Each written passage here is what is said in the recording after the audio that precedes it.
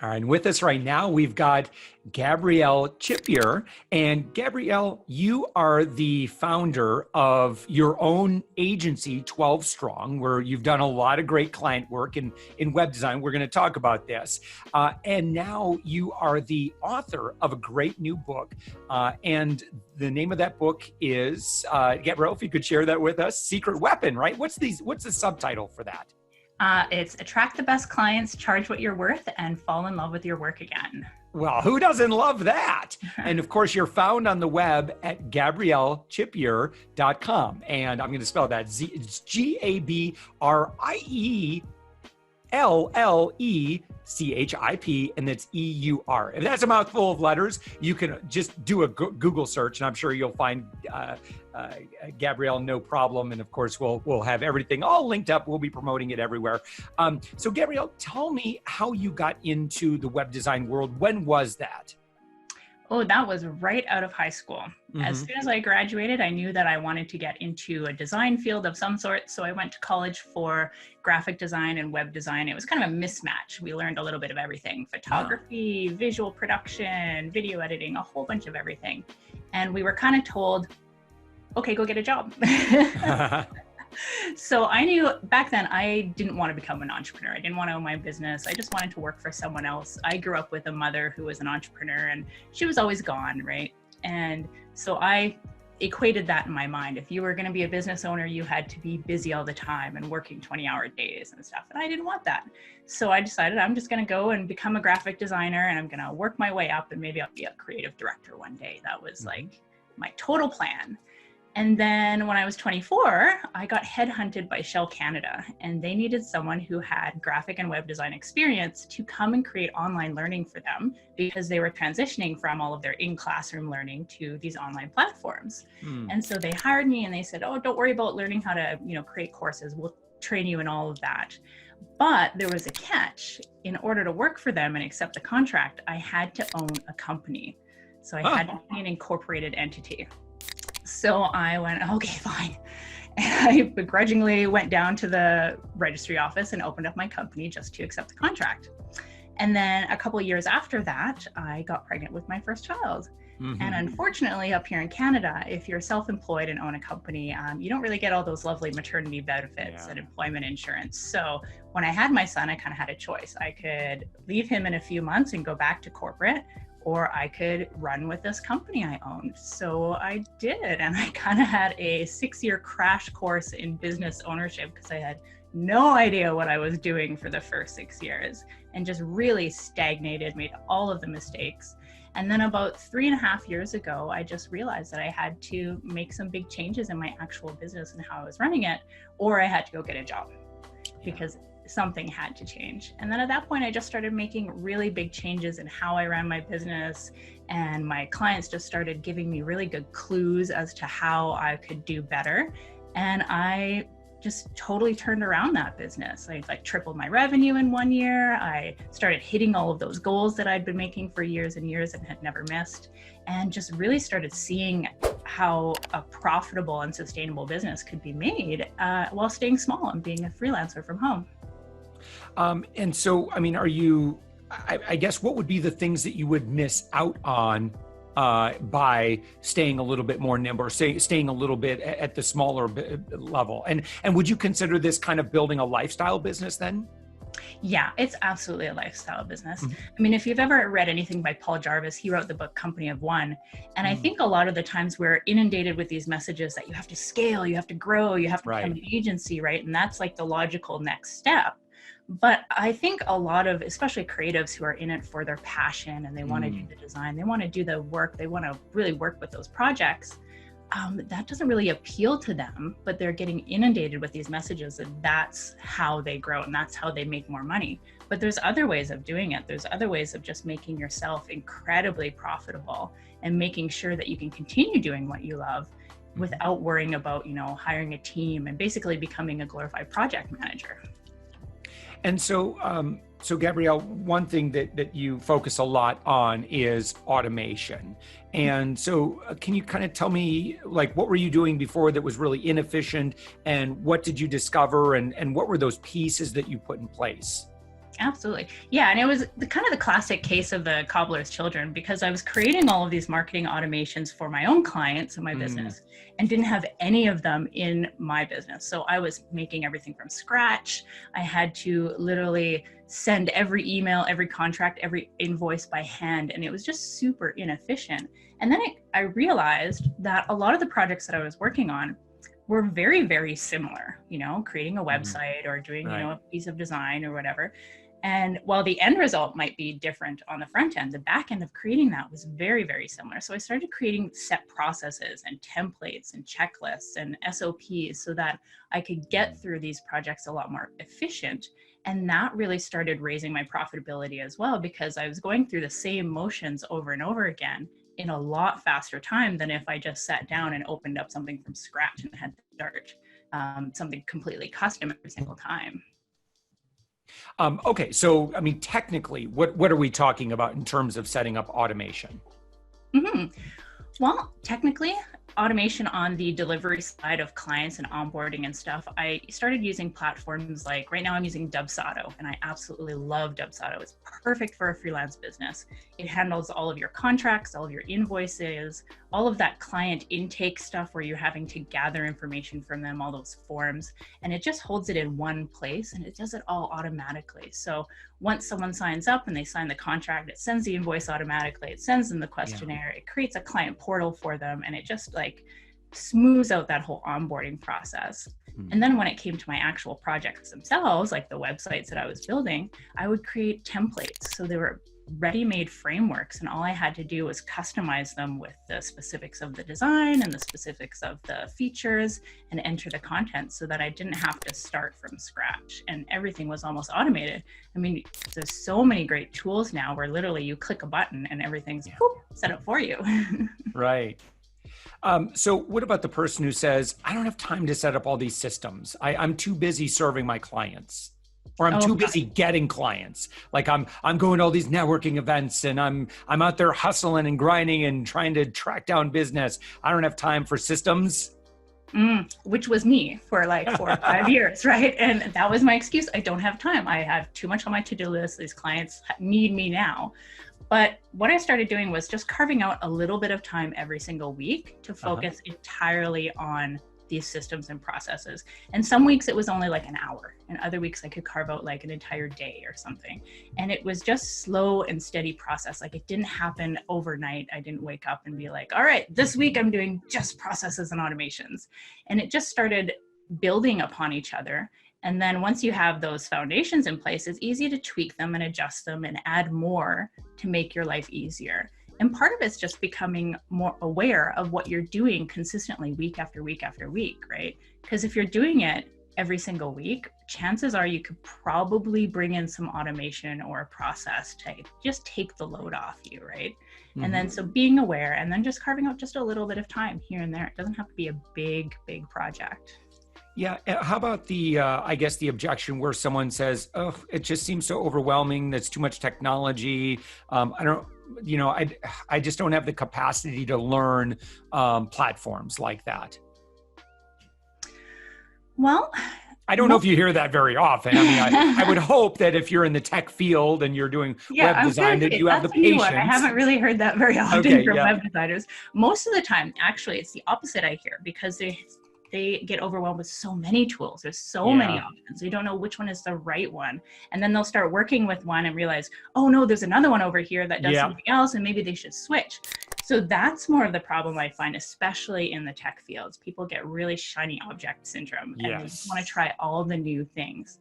So with that, you really need to just stick with one, because a lot of these platforms, once you've built it out in one of them, even if you do find the new shinier tool that is going to be more, going to have more features or more integrations or what have you, it's easier to port over something that's already finished to a new platform than to recreate something from scratch because you didn't finish it in the other one. Yeah. So Gabrielle, in your work, how do you, let's say you're just not attracting the caliber of clients that you'd like to work with, what would you imagine is probably going wrong there? And what would be your remedy for that?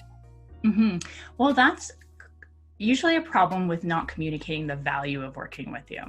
And a lot of that has to do with a lot of creatives are shy when it comes to sharing the specific results they get their clients because they're too focused on what they're doing. They're like, I created a website, or I did a print design, or, you know, they're focused on what they did.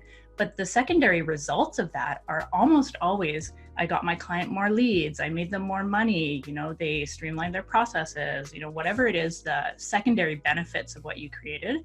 And that's what you need to be communicating to your prospective clients when you're promoting yourself and in your marketing, and that the results and the amazing things that have happened for your clients because of the work that you did. Not the work you did exactly, but the results of that. And I find that a lot of, especially web designers, they'll be like, look how pretty this is. And it's like, oh, that's a great CSS rollover effect. That's awesome. But did it get them more clients? You know, Right. Did it increase their bottom line? And I find that the creatives who really communicate that the best are the ones that are able to convince their clients that they're worth those higher fees, that working with them is actually going to get them an end result. And I guess it's probably a similar type question, but what about freelancers who and agencies are saying, man, we keep losing on price because, you know, people are like, oh my gosh, I'm just going to hire this overseas developer and I can't compete with that. And I keep losing business, or nobody wants to hire me because they're like, yeah, I can get that for a lot cheaper over there.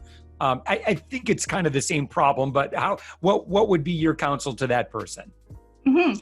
Well, and I find that when you're in a conversation, especially a sales conversation like that, where they are trying to really grind you on the price, a lot of the times stories really come in handy in these situations. So I have 101 horrible web designer stories from past clients who have worked with, you know, a developer overseas, or I you know, hired this guy from Fiverr or whatever. Yeah. And then after everything exploded or was really poor quality, then they came to me and I fixed it or created something better.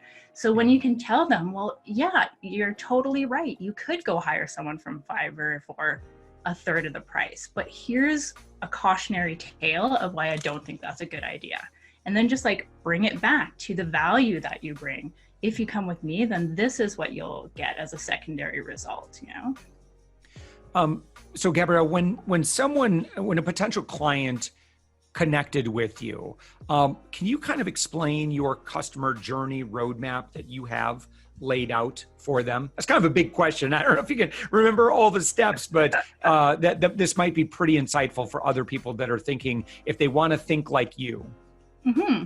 Absolutely. So when a client first reaches out to me, my main job is always to get as much information as possible, because the more information you have, the better able you're to, you know, see their needs and see how you can specifically solve their problem. And a lot of it comes down to what problem are they having, right? Because they might say, oh, I want a new website, but really the problem is, well, I need more leads in my business, or I need more money. And often it's, I need more money.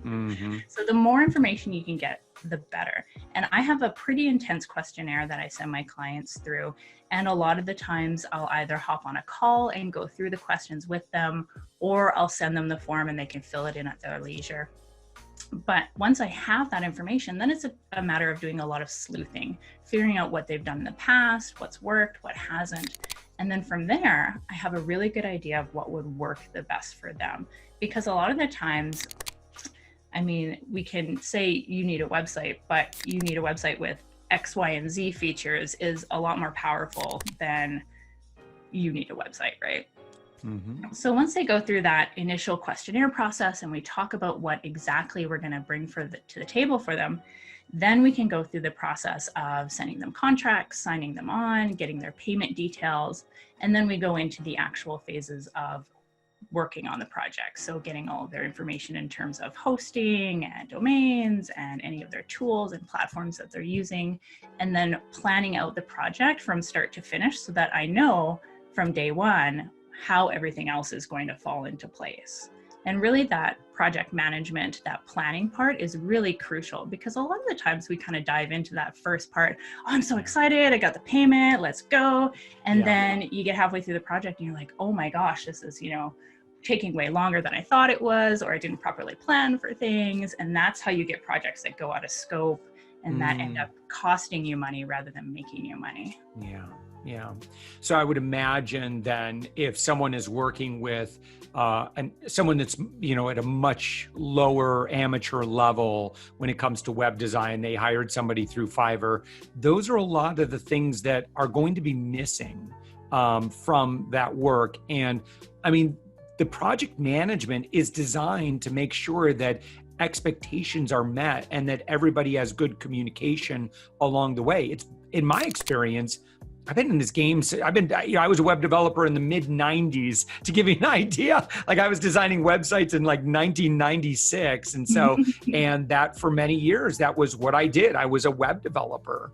And it was very, very, very frustrating if you weren't keeping clients updated in somewhat regular or real time. Like, if they were like, they're just wondering what's going on, they might assume the worst, and then it just creates friction in the relationship, which you don't want. And are there any other things that you can do to make sure that the client has an amazing experience? Oh, absolutely. Well, I mean, the title of the book is Secret Weapon, and that's because so many of my clients started calling me their secret weapon. And part of that was the experience of working with me, right? So I made sure that at any time in the project, they felt incredibly supported. They knew what was going on. And a lot of that came down to just coming out of my introverted shell and making sure that I was reaching out and connecting with them at all points in the project. And there's so many horror stories about like radio silence. Oh, my web designer disappeared, or I can't contact this person anymore, right? And it's like, where did they go, right? Like, where do these web designers go? And part of what I started instituting in a lot of my clients' projects was just weekly updates. And it's either a weekly email or a weekly video call or a phone call. And usually it's, 5 to 10 minutes to do, right? Here's what we're doing. Here's what I'm working on. This is maybe something I might need next week. Here's what's coming up. Here's what, you should be aware of, and just an update. And that just simple matter of just keeping that line of communication open was just really beneficial in having those clients feel super supported. And then they come back again and again and again to work with me. And what is your secret for creating a referral engine for your business? That was key to growing my business. When I had that kind of like cutoff moment where I needed to change things, I realized that, well, at that point I had no money for marketing or advertising. So I had to kind of do some guerrilla bootstrapped techniques. And the biggest thing was that I had so many people that I knew, both in the industry and past clients, who loved working with me. So it made the most amount of sense to start reaching out to them and asking them for referrals to new clients. So I set up a bit of a process for it. And essentially it comes down to 3 things. The first thing is just making sure that you're asking and getting over that fear of asking. A lot of people will be like, oh, I don't want to bother them. I don't want to be salesy or, sleazy or feel like I'm desperate. And you just have to kind of get over that and realize that in order to get a referral, you need to ask, and you need to ask consistently. And then the second part of that is just asking consistently throughout all phases of your project. From the time you sign them up to the time they hit the final sign-off document, you need to be asking them 4, 5, 6 times, as many times as you think is possible. And it doesn't need to be like, I need business now. It can just be like, hey, I'm currently looking for new projects coming up. Wondering if you know of anybody in your network that might need X, Y, and Z service, right? And just sliding it into the conversation. And then the third part of it is that I've set up a kind of official referral program. So basically, I give it a name, and I have separate tiers of referral levels and like reward levels, and I give incentives for sending me referrals. So if a client sends me, 2 referrals, then they get 25% off their next project. If they send me 5 referrals, then they get 50% off their next project. And if a client sends me 10 referrals, then I give them free website maintenance for life. And these are all things that are not, outside of my scope. I'm not offering them like an iTunes gift card or something like that, completely unrelated. And it's just designed to continue bringing me business. And honestly, website maintenance for a client, if they send me 10 referrals, I will gladly do that for life. Because if you send me 10 new clients, that's more than worth it, right? Oof, I should hope so. We want to encourage this sort of giving. Yeah. Speaking of giving, Gabrielle, am I to understand that you're giving away an audiobook right now? I am, yeah. So you can get the audiobook version of the Secret Weapon book completely free. How? Pray tell. Oh, yes. Okay. So if you go to GabrielleChipeur.com/SW audiobook, you can go sign up and grab it for free. So, the way I've got it up on my screen here, I've got SW dash audiobook. Yeah, both of them work, with and without the dash. Oh, okay, good. Phew. But again, Gabrielle Chipeur. And again, if you need the spelling, just try and Google. You'll find her. She comes up. You're all over the place, Gabrielle. And but yeah, that's a great offer. We'll send. I'll be blasting this out on social media as well, so you can get a free copy of the audiobook. I love audiobooks. That's how I love learning. Take my doggy out for a big long walk, and I love digging in. Well, again, the book is Secret Weapon. One more time on the subtitle. Attract the best clients, charge what you're worth, and fall in love with your work again.